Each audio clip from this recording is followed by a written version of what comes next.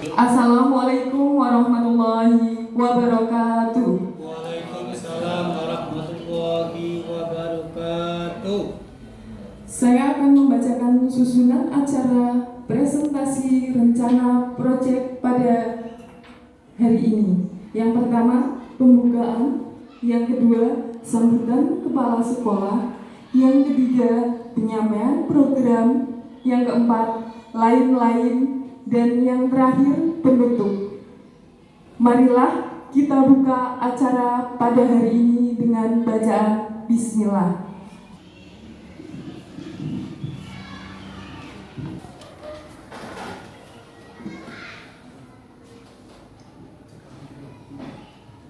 Assalamualaikum warahmatullahi wabarakatuh. Bismillah. Alhamdulillah, la haula wala quwata illa billah. Yang kami hormati Bapak Ibu Guru SD Negeri 2, yang kami hormati staf teknik dan penjaga SD Negeri 2. Alhamdulillah kita semua diberi kesehatan sehingga pada hari ini kita bisa berkumpul bersama dalam acara diseminasi RTL ya Pak Dimas ya, RTL ya PJOK tentang latihan kemudi, alat latihan kebugaran modifikasi. Nanti yang akan disampaikan oleh Pak Dimas Maulana Koharudin SPD sebagai tugas diseminasi PKG PJOK gelombang 1. Beliau sudah mengikuti kegiatan selama ini, kemudian ada tugas akhir mungkin ya, ini diseminasi ini. Silakan Bapak Ibu semua bisa mengikuti dengan baik, bisa menambah wawasan, pengetahuan, pengalaman, siapa tahu juga bermanfaat untuk kita semuanya. Jika nanti dalam pelaksanaan pemaparan Pak Dimas teman-teman mengalami kesulitan atau ingin menggali lebih dalam lagi, silakan bertanya. Boleh bertanya Pak Dimas gitu. Silakan bertanya sebanyak-banyaknya untuk pemahaman kita. Karena nantinya semua akan berujung untuk siapa Bapak Ibu? Untuk manfaatnya buat siswa.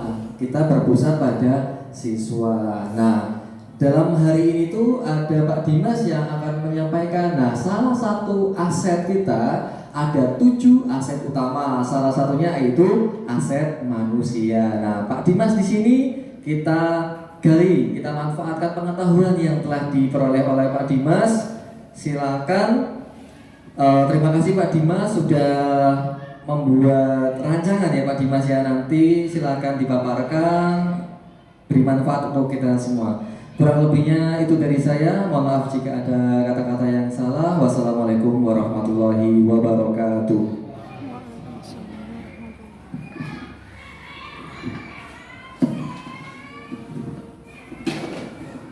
Memasuki acara selanjutnya yaitu penyampaian program oleh Bapak Dimas Maulana Koharudin SPD. Kami persilahkan. Baik, bismillahirrahmanirrahim. Assalamualaikum warahmatullahi wabarakatuh. Waalaikumsalam. Yang terhormat Bapak Joko Setio SPD SD, Kepala Sekolah SD Negeri 2. Yang kami hormati Bapak Ibu Guru, staf karyawan SD Negeri 2. Alhamdulillah, puji syukur kehadirat Allah Subhanahu wa Ta'ala yang telah melimpahkan nikmat kesehatan pada kita semua, sehingga pada siang hari ini kita bisa berkumpul di ruangan SD Negeri 2 ini dalam keadaan yang baik, nyaman, dalam kegiatan salah satu tugas diseminasi PKG PJOK kami terkait proyek ya untuk pembelajaran PJOK peserta didik SD Negeri 2. Salawat serta salam semoga tercurah pada junjungan kita Nabi besar Muhammad Sallallahu Alaihi Wasallam beserta keluarga dan sahabat-sahabatnya. Yang pertama, kami mengucapkan terima kasih kepada Bapak Kepala Sekolah SD Negeri 2 Pak Joko Setio SPD SD yang telah memberikan izin restu kemudian fasilitasnya kepada kami untuk mengadakan kegiatan pada siang hari ini. Yang kedua, terima kasih kepada Bapak Ibu guru semuanya yang telah meluangkan waktunya untuk menghadiri kegiatan pada siang hari ini. Bapak Ibu yang kami hormati, langsung saja kami akan memaparkan proyek rencana kegiatan, proyek pembelajaran yang mana pembelajaran ini nanti ditujukan pada mata pelajaran PJOK dan terintegrasi kepada mata pelajaran yang lain di lain PJOK. Judul proyek yang akan kami sampaikan yaitu latihan kemudi. Ini merupakan singkatan dari alat latihan kebugaran modifikasi yang saya buat beberapa waktu lalu sebagai proyek rencana tindak lanjut hasil dari diseminasi PKG PJOK tahun 2024 di Kota Pekalongan. Sehat semuanya Bapak Ibu ya? Santai saja Bapak Ibu sambil menikmati hidangan yang tersedia ya. Walaupun tidak ada minumannya ini. Mohon izin, mohon maaf ya. Izin menampilkan latar belakang bahwa untuk latar belakang proyek ini kami menekankan pada 3 hal aspek penting, yaitu yang pertama voice, yang kedua choice, dan yang ketiga ownership. Jadi voice yang pertama itu adalah suara, yang kedua choice pilihan, dan yang ketiga ownership kepemilikan murid.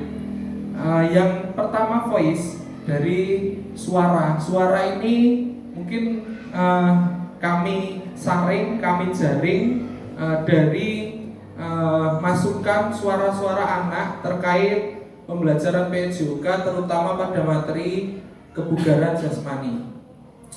Jadi untuk materi kebugaran jasmani Bapak Ibu semuanya, ini materi yang cukup susah dan melelahkan karena di materi kebugaran jasmani ini anak melakukan berbagai latihan fisik untuk meningkatkan kebugaran jasmani mereka dari berbagai aspek, baik itu kecepatan, kelincahan, daya tahan, kekuatan, keseimbangan, dan lain sebagainya. Banyak sekali aspek kebugaran. Dari suara-suara ini nanti yang kami dapat, kami saring dari anak-anak, mereka merasa susah melakukan, kemudian sarana untuk melakukannya juga sangat minim didapatkan baik di sekolahan maupun di sekitar tempat tinggal mereka. Kemudian choice yang kedua, pilihan. Kenapa kok kami memilih materi kebugaran? Karena anak-anak merasa suara yang mereka suarakan itu mereka mendominasi, yaitu pilihan terkait materi kebugaran daripada materi-materi yang lain. Yang terakhir yaitu ownership. Untuk ownership sendiri, kami menilai kepemilikan murid ini kami haturkan, kami jaring, kami tindak lanjuti dalam bentuk proyek untuk membuat alat modifikasi latihan kebugaran sederhana yang bisa mereka buat dan mereka manfaatkan sendiri baik di sekolahan bahkan di rumah. Jadi ketika mereka melakukan aktivitas kebugaran di rumah maupun di sekolahan, mereka bisa memanfaatkan barang-barang yang ada, bahkan barang bekas. Jadi barang bekas yang ada di sekitar mereka manfaatkan untuk bisa menjadi alat untuk melatihan kebugaran. Alat latihannya apa saja? Nanti kita akan bahas. Kemudian latar belakang selanjutnya yaitu memanfaatkan aset-aset yang ada untuk menciptakan lingkungan belajar yang dinamis dan mendukung perkembangan fisik, mental, dan kepemimpinan siswa. Yang terakhir yaitu setelah melakukan survei lapangan pada siswa, materi apa yang sulit.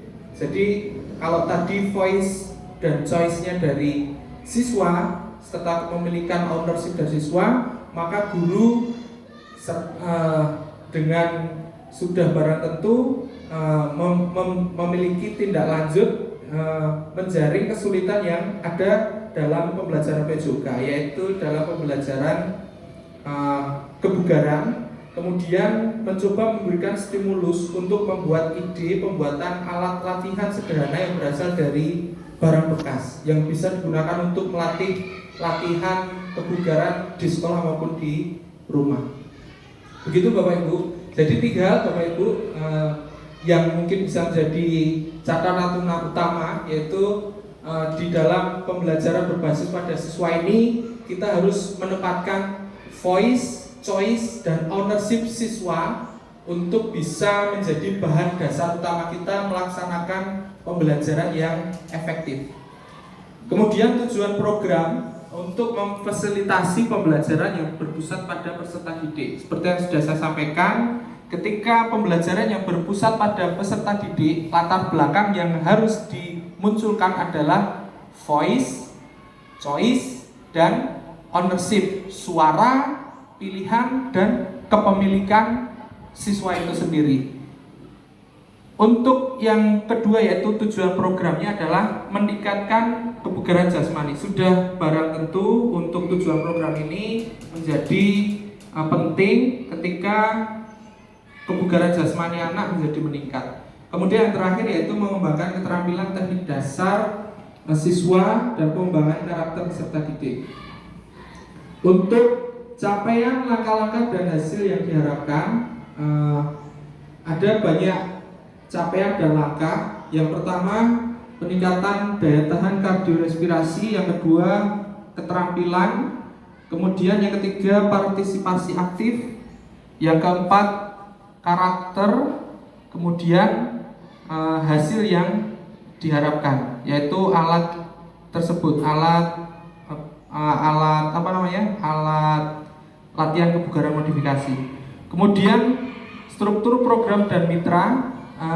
Yang pertama, target kita adalah kelas 6 di SD Negeri 2. Kemudian mitra dan komunitas belajar. Yang pertama, guru PJOK menjadi fasil utama dan wali kelas menjadi pembimbing penulisan laporan untuk proyeknya.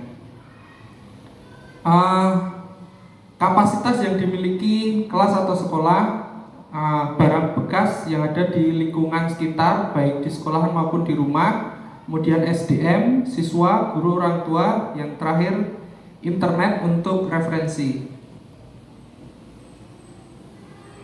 Untuk rencana evaluasi, setelah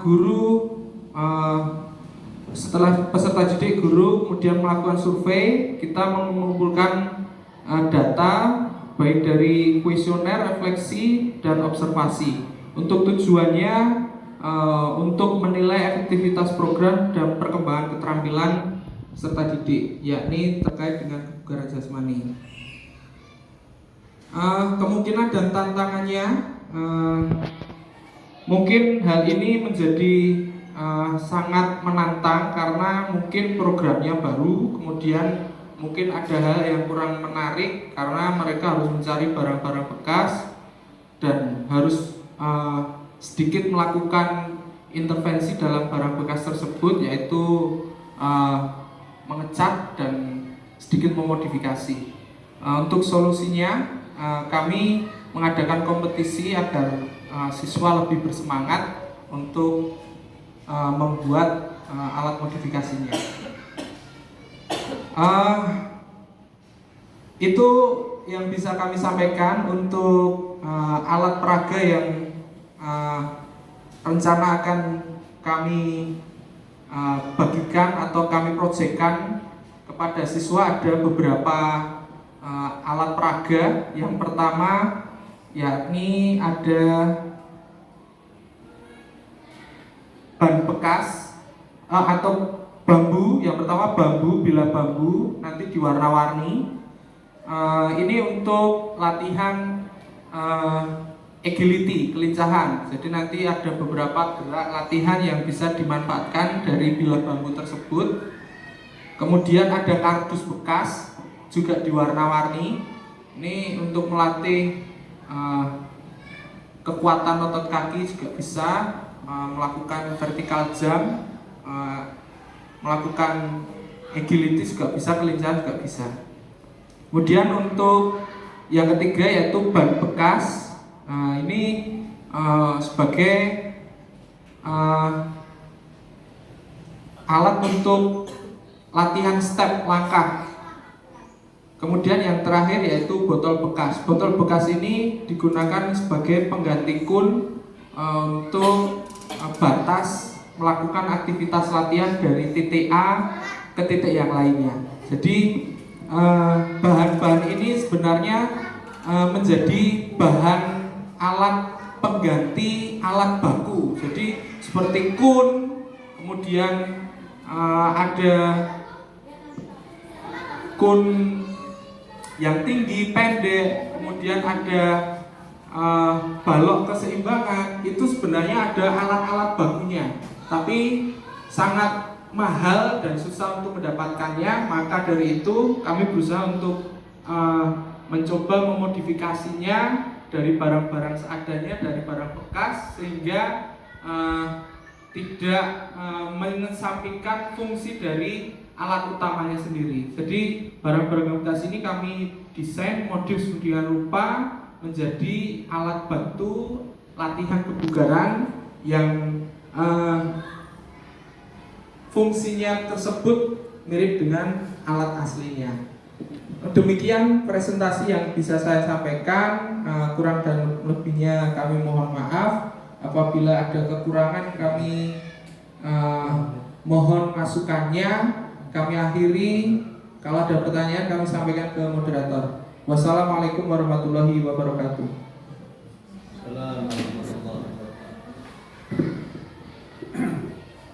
Memasuki acara selanjutnya yaitu lain-lain. Yang pertama yaitu penanya pertama. Di sini diberi kesempatan untuk 2 penanya. Monggo Bapak Ibu. Saya. Silahkan Bapak Zainal Abidin.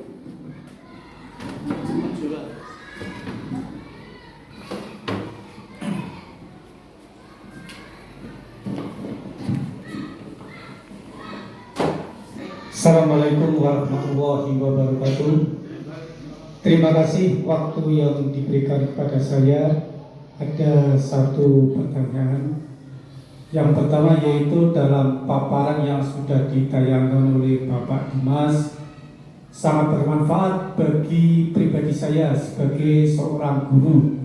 Yang perlu saya tanyakan yaitu apakah hasil proyek ini nantinya untuk sekolah atau tidak? Itu pertanyaan. Terima kasih. Kurang lebihnya mohon maaf. Bila taufik hidayah. Wassalamualaikum warahmatullahi wabarakatuh.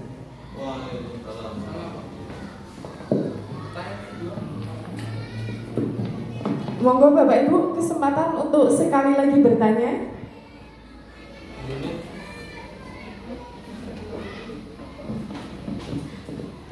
Pertanyaan dari Bapak Zainal adalah apakah hasil proyek ini nantinya untuk sekolah atau untuk apa? Diri sendiri, Pak? Ada lagi Bapak Ibu? Satu kali lagi. Bu Sari? Satu dulu aja. Ada satu dulu nanti menyusul. Baik, terima kasih atas pertanyaannya dari Pak Zainal. Kami jawab untuk alat-alat ini nanti apakah disampaikan sekolah atau gimana Pak tadi Pak? Apakah hasil proyek ini nanti untuk sekolah? Oh, oke. Jadi dalam hal ini proyek pembelajaran PJOK terkait latihan kemudian latihan kebugaran modifikasi ini menjadi portofolio anak di sekolahan Pak. Jadi hasil proyek anak ini berupa alat latihan modifikasi nanti menjadi portofolio kelasnya. Jadi untuk penilaian hasil proyeknya nanti bisa dipajang ataupun bisa dimanfaatkan di sekolahan. Adapun untuk pengembangannya atau tindak lanjutnya, anak-anak bisa memanfaatkan wawasan dan keterampilan ini di rumah. bisa diterapkan di rumah. Kalau misalkan anak-anak ingin melakukan latihan kebugaran secara sederhana di rumah, melatih latihan kecepatan, kekuatan di rumah, mereka sudah mempunyai bekal yang ada dari proyek ini, mereka bisa menerapkannya di rumah sendiri. Oh, misalkan di rumah aku Pak pengen latihan kecepatan, mereka butuh batas titik A dan ke titik stream selanjutnya. Mereka membuat memanfaatkan barang bekas di sekitar mereka. Oh, dulu aku udah diajari sama guru PJK di sekolah membuat kun dari botol bekas. Mereka bisa memanfaatkan itu. Aku punya botol, bisa memanfaatkan itu untuk jadi sasaran target dari titik A ke titik B untuk latihan di rumah. Oh, aku pengen latihan kelincahan, melatih langkah kakinya. Di rumah ada bila bambu yang nganggur, ada yang bekas dipakai untuk latihan kelincahan di rumah. Bisa seperti itu. Aku pengen latihan lompat melewati benda. Di rumah ada kardus atau bangku, kursi yang bekas, bisa dipakai untuk naik turun atau lompat manapun dan kapanpun. Terima kasih. Monggo kalau ada pertanyaan selanjutnya.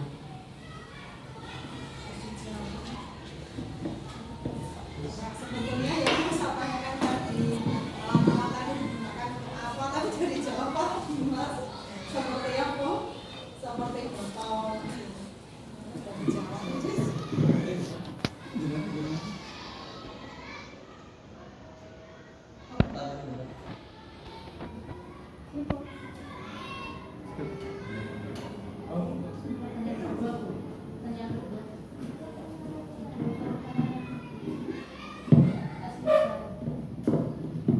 Mungkin sambil menunggu yang lain bertanya ya, saya hanya memberikan penguatan kepada Pak Dimas.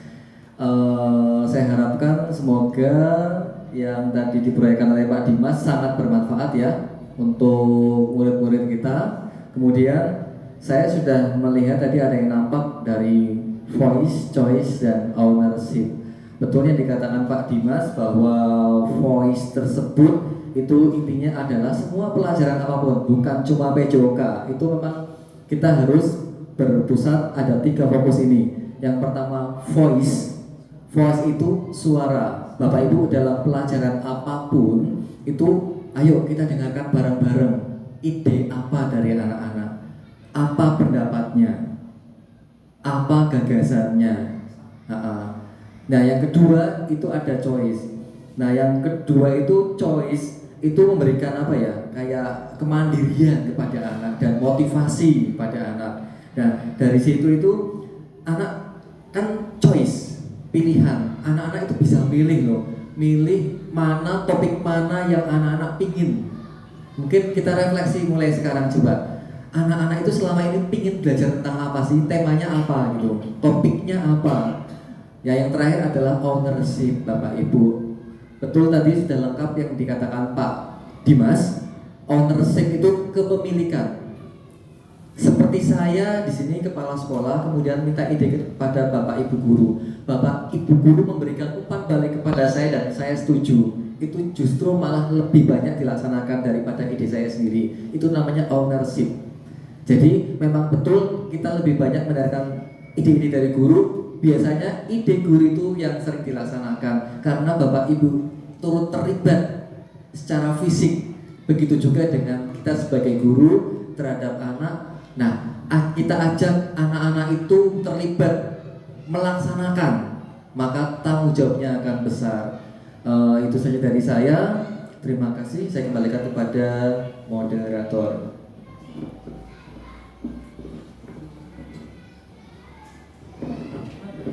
Monggo Bapak Ibu, barangkali ada yang ingin bertanya lagi. Silakan Bu Sari.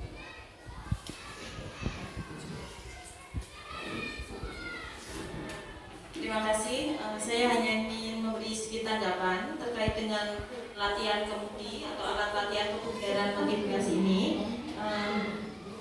Pada proyek ini saya harapkan sepertinya bisa menjadi praktik baik untuk inovasi pendidikan terkait dengan alat peraga edukasi sehingga bisa lebih luas cakupan materi dan tujuannya, dan bisa dikembangkan untuk alat-alat yang lainnya. Misalnya melihat badan saya ini yang gemuk, mungkin ada alat modifikasi lain yang bisa untuk mengecilkan perut atau apa seperti itu.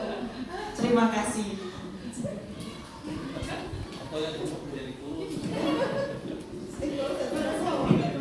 Baik, terima kasih tanggapannya untuk tanggapan dari Bu Sari. Jadi mohon izin pada Pak Joko dan Bapak Ibu Guru, dari paparan rencana proyek yang kami sampaikan ini mudah-mudahan bisa menjadi praktik baik kami kepada Bapak Ibu semuanya, sehingga ketika ada keresahan-keresahan suara dan pilihan dari anak bisa kita tangkap dan kita jaring, sehingga muncul ide-ide kreatif baru dalam menentukan pembelajaran yang efektif dan berpusat pada peserta didik. Jadi ini salah satu wujud dari keresahan siswa dan kami tangkap, kemudian kami memberikan semacam stimulus sehingga muncul ide seperti ini. Dan kami harap ini menjadi titik awal saya pribadi, dan mudah-mudahan, dan saya yakin Bapak Ibu sudah pasti menangkap banyak keresahan siswa, menangkap banyak suara siswa. Tinggal kita menemukan formula yang tepat, dan menemukan kuncinya, sehingga muncul berbagai inovasi-inovasi dalam pembelajaran. Salah satunya mungkin dari alat pembelajarannya ataupun strategi metodenya. Itu saja yang bisa saya sampaikan. Sekali lagi terima kasih kepada Bu Sari, Pak Zainal, dan khususnya kepada Pak Joko yang telah menyampaikan penguatan kepada kami. Terima kasih, kami kembalikan kepada moderator. Baiklah, untuk menutup acara pada hari ini, marilah kita baca dengan bacaan hamdalah. Alhamdulillahirabbil alamin. Cukup sekian, apabila banyak kata yang kurang berkenan di hati, mohon dimaafkan. Wabillahi taufiq wal hidayah. Wassalamualaikum warahmatullahi wabarakatuh. Terima kasih. Sampun Bapak Ibu, ngatur nutup.